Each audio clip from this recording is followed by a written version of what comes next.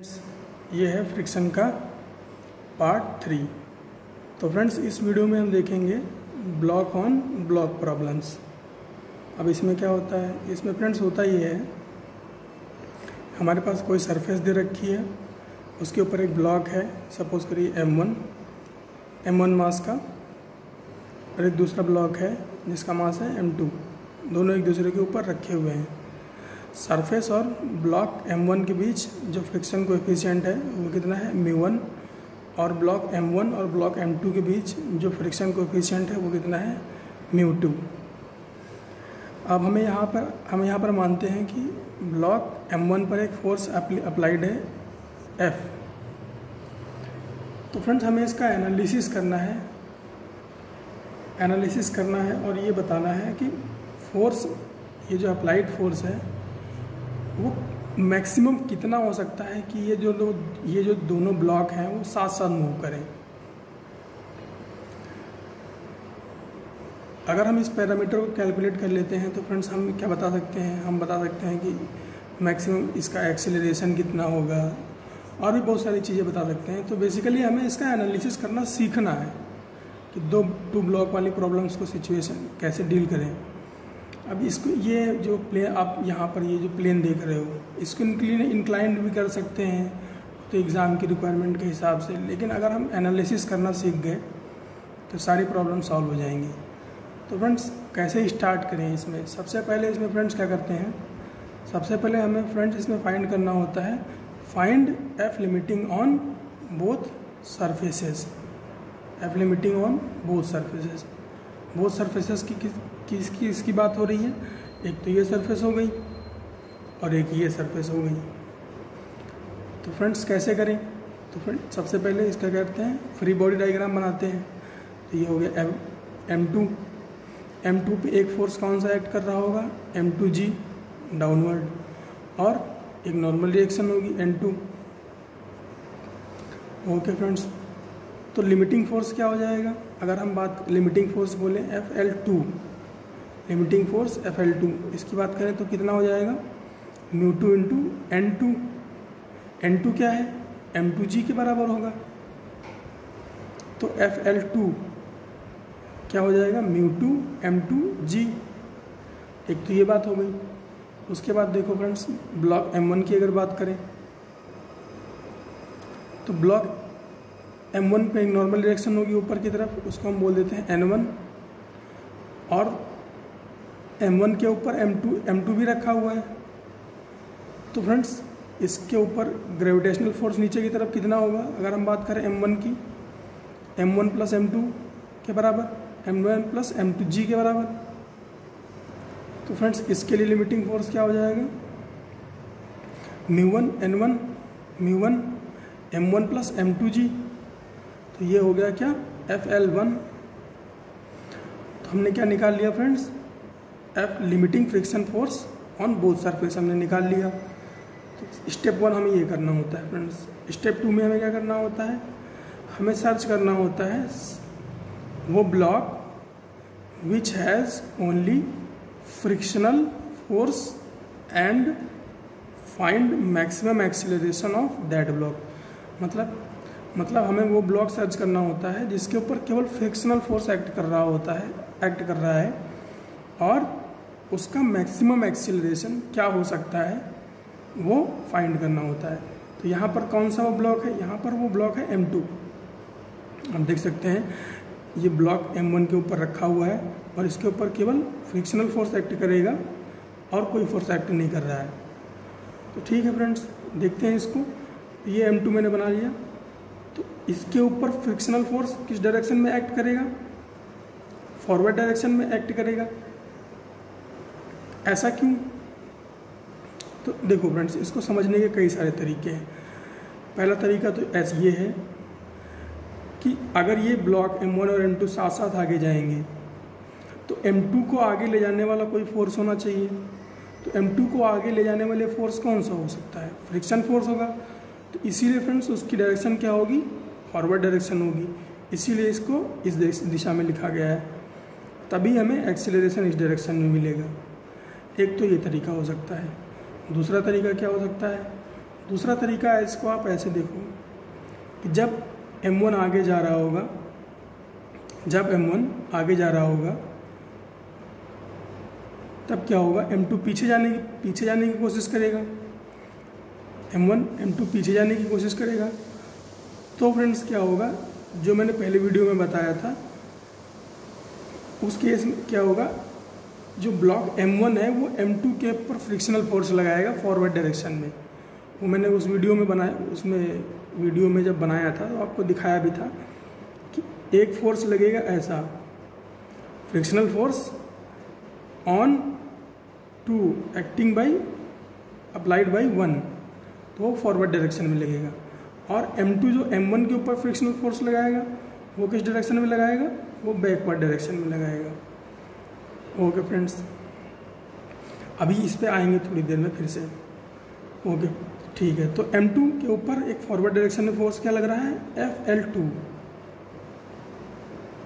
FL2 और acceleration भी इसका इसी डायरेक्शन में होगा, तो इसको हम क्या बोलेंगे, मैक्सिमम एक्सीलरेशन। इसकी वैल्यू किसके बराबर होगी, FL2 is equal to M2 into mx, M2 into mx। FL2 की वैल्यू क्या है, μ2 m2g, ये देखिए यहाँ से उठाया μ2 m2g, तो mx की वैल्यू क्या हो गई, μ2g, mx की वैल्यू क्या हो गई, μ2g। ओके फ्रेंड्स, अब थर्ड स्टेप में हमें क्या करना है, use this mx in other block and find fmax for together motion. क्या करना है, ये जो मैक्सिमम एक्सीलरेशन आया है इसको दूसरे वाले ब्लॉक में यूज़ करो, और मैक्सिमम एक्सीलरेशन फाइंड करो। ठीक है, तो हम लिख लेते हैं, ये ब्लॉक M1 हो गया। इसके ऊपर कौन कौन से फोर्स एक्ट कर रहे होंगे, एक तो अप्लाइड फोर्स F, जो कि हमें फाइंड भी करना है। दूसरा, ये सरफेस और M1 के बीच में एक फोर्स लगेगा। जब ये ब्लॉक आगे की तरफ जाने की कोशिश करेगा तो सरफेस इसको रोकेगी, तो क्या करेगी, पीछे की तरफ फोर्स लगाएगी। तो क्या हो गया, लिमिटिंग फोर्स FL1 क्या हो जाएगा, बैकवर्ड डायरेक्शन में लग गया। ओके फ्रेंड्स, और जब ये आगे की तरफ जाने की कोशिश करेगा M1, तो M2 भी रोकेगा किसको, M1 को। रोकने के लिए क्या करेगा, पीछे की तरफ फोर्स लगाएगा, तो इसीलिए FL2 बैकवर्ड डायरेक्शन में हो गया।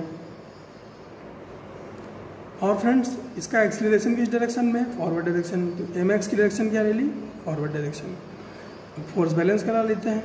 नेट फोर्स ये क्या लिखा है, F minus FL1 minus FL2, F minus FL1 minus FL2 is equal to M1 into mx। Value put कर लेते हैं। FL1 की वैल्यू क्या है, μ1 m1 प्लस m2g, और FL2 की वैल्यू क्या है, μ2 m2g, m1 μ2g। इसको सॉल्व करेंगे आप, करोगे आप तो आएगा क्या, μ1 m1 प्लस m2g माइनस ये प्लस m1 प्लस m2g। इसको और सॉल्व करोगे आएगा μ1 प्लस μ2g और m1 प्लस m2g। देखो ये फॉर्मूला जैसा लग रहा है, लेकिन इसको याद करने की बिल्कुल भी ज़रूरत नहीं है। बेसिक यहाँ पे जो मेन पर्पस था वो ये था कि एनालिसिस कैसे करना है, ये जो चीज़ें हैं ना, ये फोर्स कैसे लगाने हैं, ये समझना है, ये चीज़ ये करने आ गया तो फिर तो प्रॉब्लम सॉल्व हो जाएगी इजीली। अब इसको एग्जांपल में थोड़ा देखते हैं।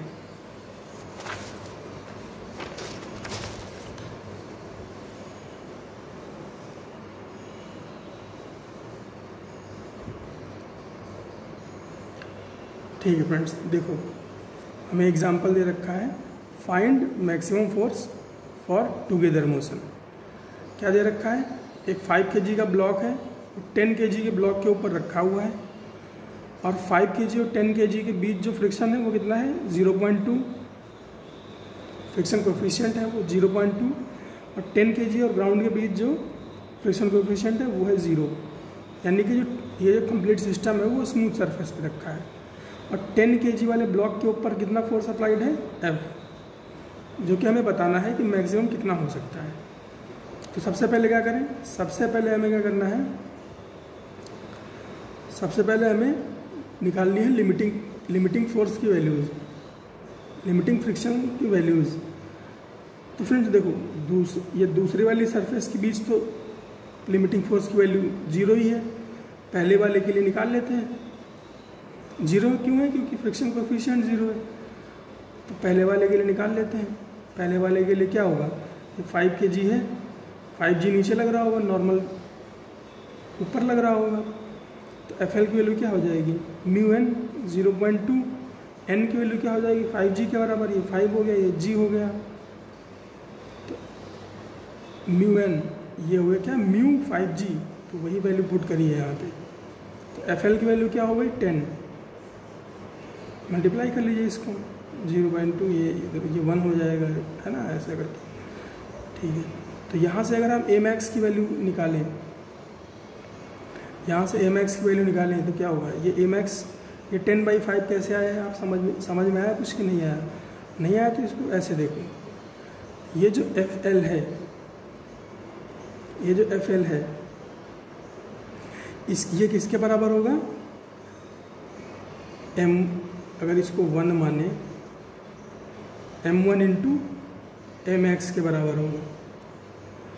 m1 क्या है 5 kg, m1 क्या है 5 kg, तो Max क्या हो जाएगा FL बाई m1, FL क्या है 10, m1 क्या है 5, तो वही लिखा है 10/5। तो यहाँ से Max की वैल्यू क्या आ गई 2 मीटर पर सेकेंड स्क्वायर, ठीक है। अब इसको क्या करें, अब हमारे पास आ गया, अब दूसरे ब्लॉक पे देखते हैं जिस पे फोर्स लग रहा है।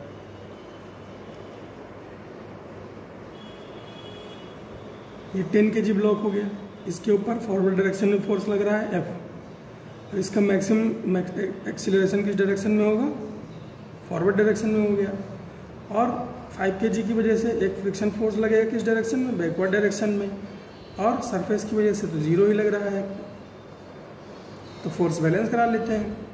क्या हो गया F माइनस FL, ये 10 है, ये 10 और ये 0 equal to Max, sorry M, ये M हो गया। Max की वैल्यू क्या है,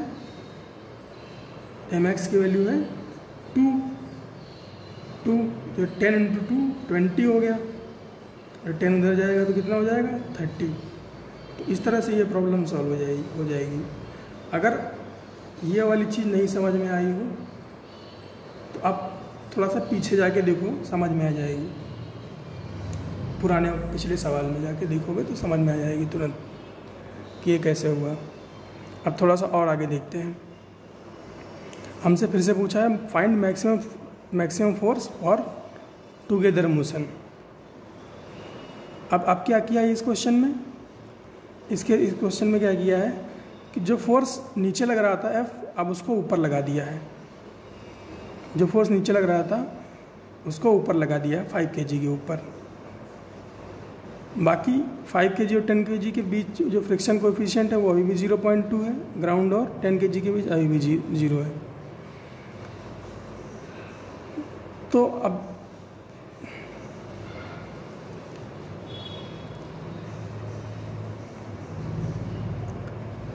तो फ्रेंड्स लिमिटिंग फोर्स, अगर हम लिमिटिंग फ्रिक्शन की बात करें तो यहाँ पर तो 0 ही है, इस सरफेस का तो 0 ही है, ये 5 kg और 10 kg के बीच है,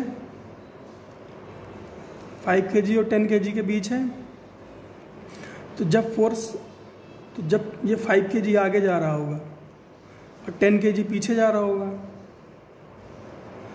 तो 5 kg क्या करेगा 10 kg के ऊपर फोर्स लगाएगा, किस डायरेक्शन में, फॉरवर्ड डायरेक्शन में। क्यों, ताकि साथ साथ चलें, तभी तो एक्सेलरेशन फॉरवर्ड डायरेक्शन में आएगा। ये 5 kg 10 kg के ऊपर फोर्स लगाएगा फ्रिक्शन का, किस डायरेक्शन में, फॉरवर्ड डायरेक्शन में,